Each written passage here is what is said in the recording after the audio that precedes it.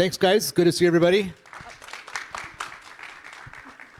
So Connie and I are going to do a talk and hopefully get some questions from you all. I'll first do a quick intro. So Firework, I guess before Firework, I think there's this app that a lot of people have heard about this week where video commerce and sort of using video to engage shoppers is really a big thing, TikTok.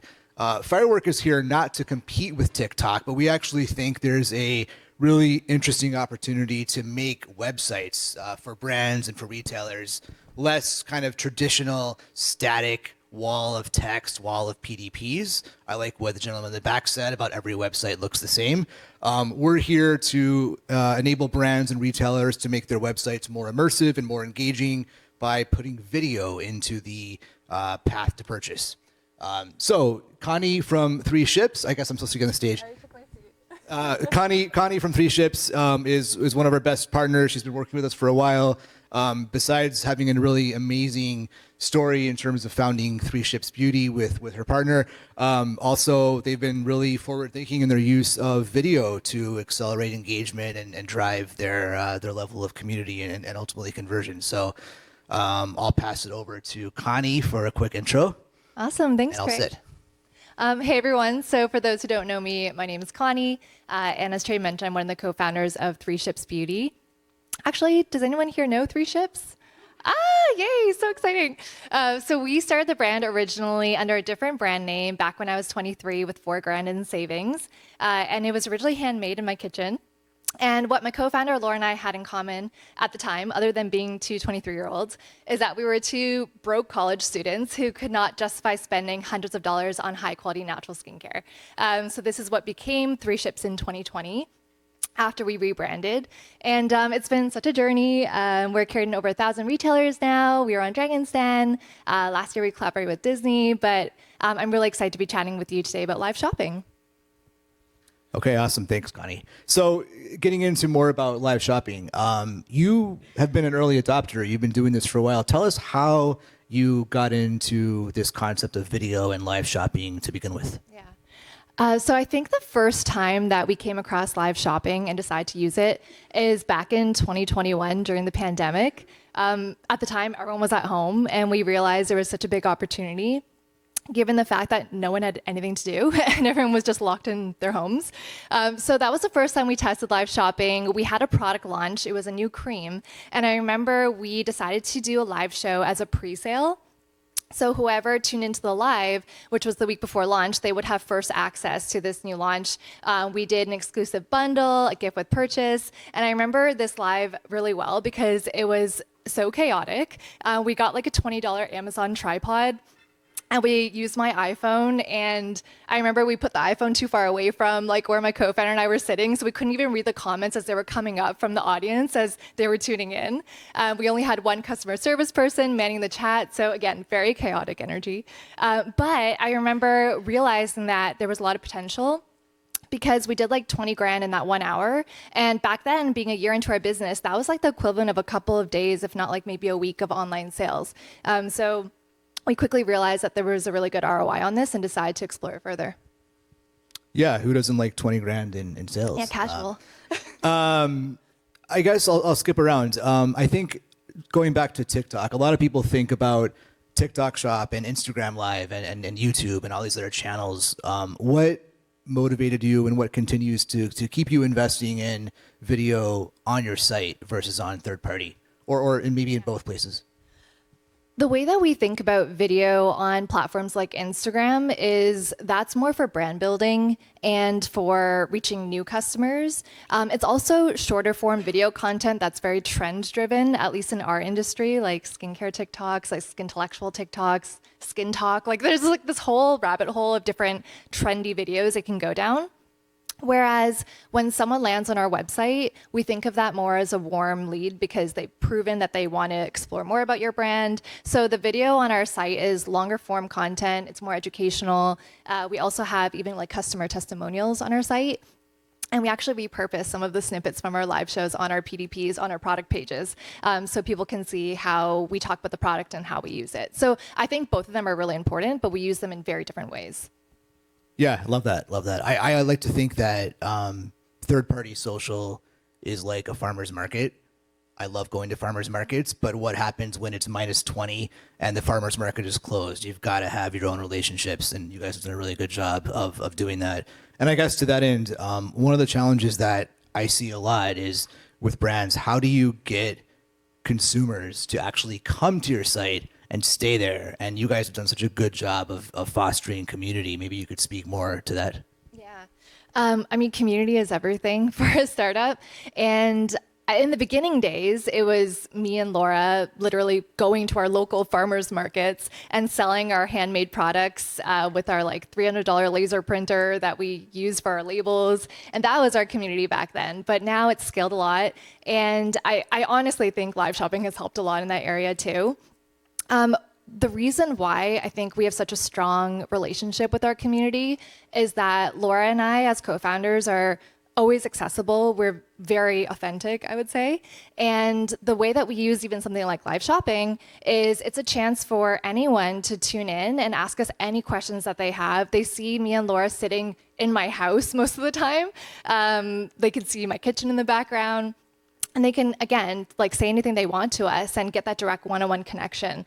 So I think that that's why we've been able to stand out. When it comes to bringing our community to different like events or to live shows, I think, again, having something strong to pull people to that event is what makes you stand out. So for us, having lives be a pre-sale with exclusive perks, that's different. Having exclusive speakers come on, like a celeb dermatologist or an influencer with like 1 million followers doing a Q&A with us about wellness, like that's something that's a nice pull. And then also making sure that you are constantly in communication with your audience across all the different channels multiple times without annoying them. So sending an email a week before the live, and then like a couple of days before sending them an SMS, and then the hour before the live sending them another SMS because like their phone's going to be on them, and then doing an Instagram live 30 minutes before to bring people over. So it's just constant touch points with your audience. Cool. Love that. I like what you were saying about authenticity. And I think, again, a common theme, common pushback, if you will, from some people I talk to is, oh, this is a big production. I have to have a studio. I have to have a professional setup. And, what we've really seen, and I think you've experienced it, is it's really about authenticity. Maybe you could speak more to sort of how you approach this and how much effort and time does it take to run these types of live experiences? Well, I could definitely say you don't need a big budget or experience because we did not have a big budget or experience. So all of our live shows have been filmed literally just on my iPhone. Most of the time they're at my house or maybe in our office. I remember one time we were filming and we were sitting on our couch. We had already turned on the live. People were tuning in. And I realized as we were chatting to the camera that behind Laura and me on my kitchen island was a big blue bottle of Lysol just like sitting right in between us. And so Sponsored content. I know, right? And so I like casually leaned over and like pretended that I was really engaging in what my co-founder had to say, but I was just trying to use my head to block the bottle. So like these things happen on lives, and we didn't have fancy backdrops, and you don't need that. Another time my dog started eating her dinner like right when we started the live, so her collar was like clanging against the stainless steel bowl. So these things happen. And the reason why I bring this up is I think, again, authenticity is so important. And when people tune into your lives, they're not expecting this like perfectly polished production. They know that it's just you and your founder, whoever, in front of the camera. Often they actually see like our printed, bulleted notes on our laps as we're chatting. But what is most important to them is being able to connect with you. So again, to answer your question, you don't need a crazy budget. I don't think we've ever invested more than $100 in a live just for maybe a prop or something. And like the ROI is incredible. Yeah, I think one of my favorites was when you and Laura were on a Monday night releasing a new product and you were in your jammies. But it was so authentic, right? That's what consumers want. They don't trust Hollywood, high production, static produced content. It's got to be authentic and real. So I think you've done a really amazing job of doing that. So I think one more thing, and then I'd love to hear any questions from the audience. But I guess, Connie, just any other general thoughts or advice that you would give to anyone who has a brand and is looking to get into this space? Yeah. So, I mean, you can find me after maybe if you want to talk about live shopping more, but I do think it's actually a lot easier to get into than most people think. You probably don't need to invest more than like 2 or 3 hours to figure out the platform and run a test live. I think it's important to know that you can launch bundles to drive higher AOV. So think about what your AOV is on your D2C site and then what AOV you want from your live so that people aren't just tuning in to buy one product and leaving. So what we do is we have 2 bundles, one that's usually like around $100, one that's 150. And then in each bundle, you have a custom gift with purchase that's only available during that live show. Just kind of like when you're tuning into today's shopping choice or the shopping channel, they have like little perks. Another thing you have to remember is that people aren't going to stay for the full live. So our live shows are around an hour. And I remember the first time we had a live, we just kind of assumed that people stuck around. And what we didn't realize is like some people will tune in halfway through. So you need to be repeating yourself throughout the live. And it seems weird at first. But you just have to remind people like, this is a perk, this is when the live's ending. It's a little salesy, but you get over it. Another thing is I would watch other people's live shows to see how to do it and get over the fear. Actually, we are going to be doing a live on February 18, I believe, to promote one of our new launches. So if you do want to tune in, just like follow us and you can get the link. And then I would also say like, don't be afraid to test and learn. So something that we thought we would need when we first started lives is we thought we would need to put together like a really juicy giveaway so that people would be encouraged to buy in the live and then stick around until the end to see if they won like one of 3 bundles.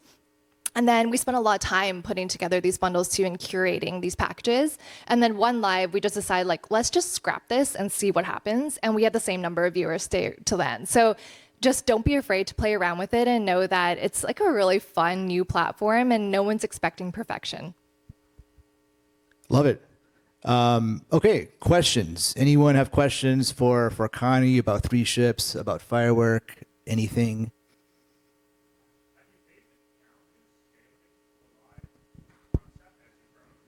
That's a good question. When we first signed on with live shopping, we were actually with a different platform. I swear it's not sponsored. But we did face some challenges with our previous provider, specifically around how many people could be tuning in. And their platform would eventually crash when there were too many people, especially with people adding their own questions and comments. And we couldn't pin the top questions as they were coming in so people could see the answers. But we haven't had issues with scaling when it comes to like ourselves and the productions. Quite easy to do. Nowadays, it's just built into our marketing campaign process for new launches, as well as for our annual birthday sale.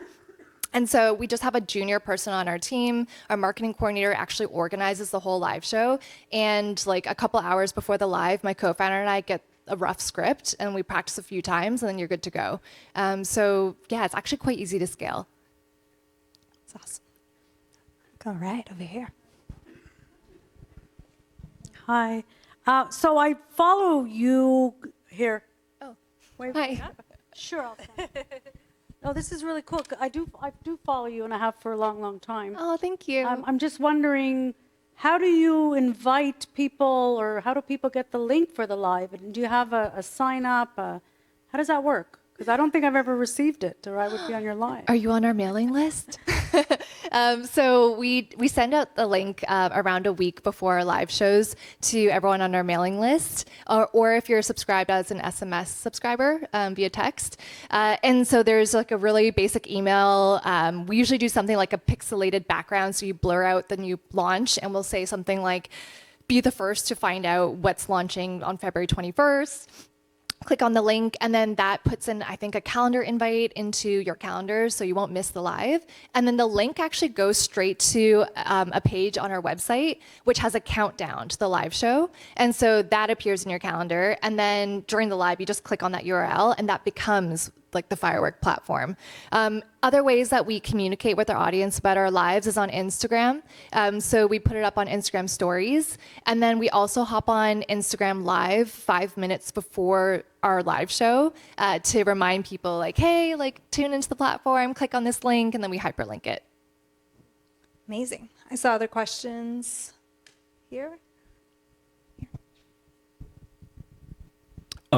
Hey Trey, I saw you had also generative AI video marketing as opposed to having real life like founders going live. So how do you see the marketplace balancing both? On one end, you have video influencers who are generated by AI, and then you have real authentic stories like Connie. So Yeah, great question. Good research. So Ava is the product that I think you're referring to, and it's kind of a different use case. We think that overall there's a need to humanize the e-com experience, right? People don't want to go onto a site and just be at their own to search mindlessly. They want to be greeted as they would in store. And I think what Connie and team are doing is the sort of tier one, the ultimate experience, having this true live experience with the founders. But what if it is, what if she's flying to New York? What if it's 2:00 in the morning and there's not a live human to be there? So Ava is a new tool we've been building that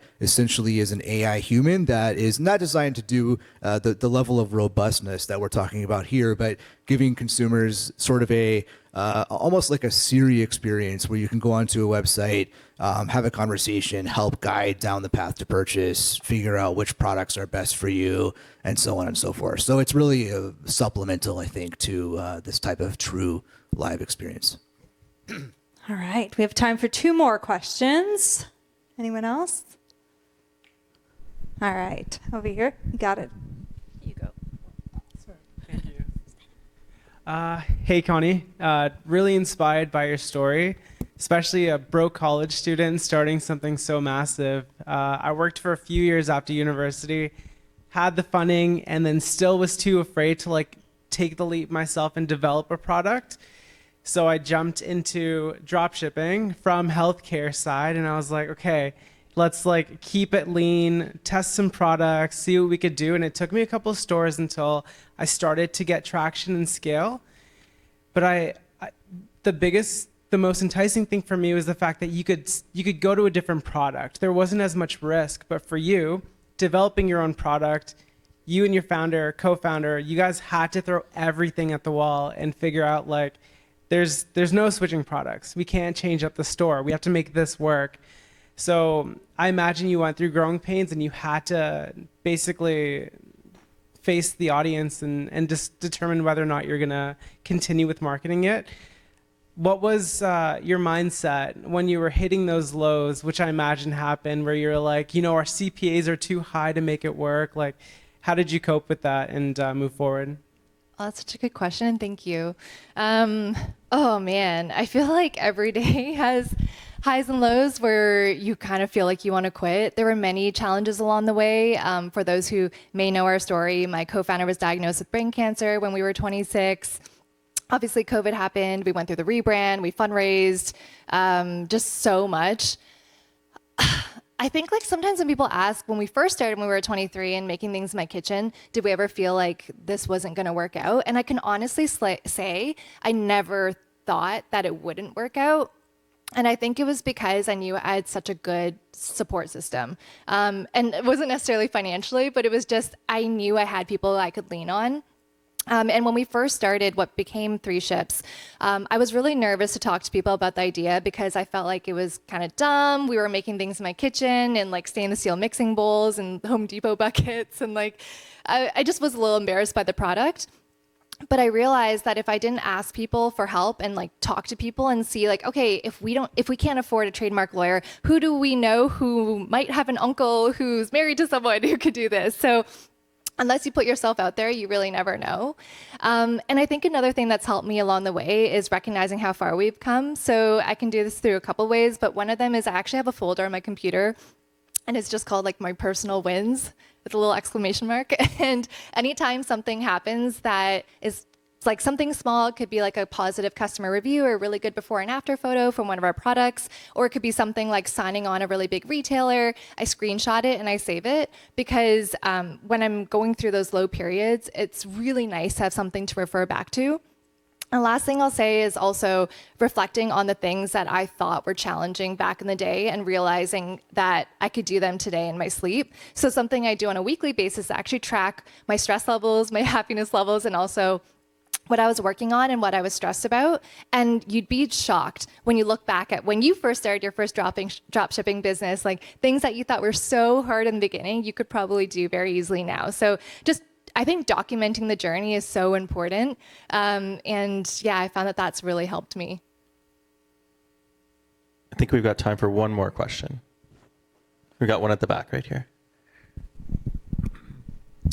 Hey, Connie. I have two questions. The first one's, do you use TikTok also as a discovery platform? Oh, okay. That's the question. Okay. Honestly, I'm not really on TikTok that much. I'm not that cool. But like once in a while. Do you? No, I don't have an account. So my follow-up question was based on the first question. Are you and brands like brands like you, which are heavily reliant on social media, are you worried considering that TikTok could be banned? Yeah, it's a good question. I mean, I feel like every hour there's a new update with this TikTok ban. Luckily, I mean, back in the day, we thought it was unlucky, but we didn't really take off that much on TikTok. Like, we're definitely more of an Instagram brand, and we're playing a little bit in YouTube Shorts. And then now it kind of seems like it's a good thing that we're not really that much on TikTok. I think there's pros and cons to TikTok, and I am worried about the future generations who have super short attention spans, but I also understand that you have to meet people where they're at. So if it does stick around, I think that there is a way to use it for good if we can figure out all the security issues with it. But for us as a brand, we don't rely that much on TikTok because we believe that skincare requires education, and to have like quality education, you need to take the time with things. We don't believe in blanket fear-mongering statements about skincare, like you can never use vitamin C, or like, wow, retinols are bad for you. And so because of that, we use longer form content like Instagram Reels or live shopping or YouTube. So that's our stance on TikTok, but I'd be really curious to hear what people have to say about that maybe after. Perfect, thanks. And actually, I have a question, and I'd be remiss if I didn't ask it. What do you think makes a great Made in Canada brand, and what separates some of the Canadian beauty brands from the rest of the ones around the world? Ooh, that's a really good question. I think that, I mean, Canadian ingredients, first off, I think are really well known internationally. Even like we're not carried outside of North America, but when I talk to even some of my parents' friends who live in like Europe or Asia, they're like, oh, Canadian made, like that must be high quality, right? Surprisingly, Canada actually has a really high concentration of cosmetics manufacturers in the GTA. So it just happened to be a geographical advantage that we were born in Toronto.